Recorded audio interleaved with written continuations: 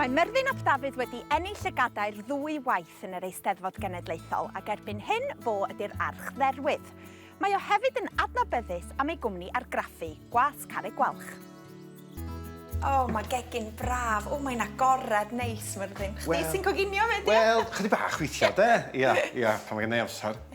Na, mae'n braf lle ista, lle i ymgynnull, lle i goginio. Oedd hi fwy agored o talwm, cofia. Achos fel oedd plant yn cael ei magu yma yn fan, oedd ger y plant yn bob man, a mae yna ger, does, efo plant. Lot o ger.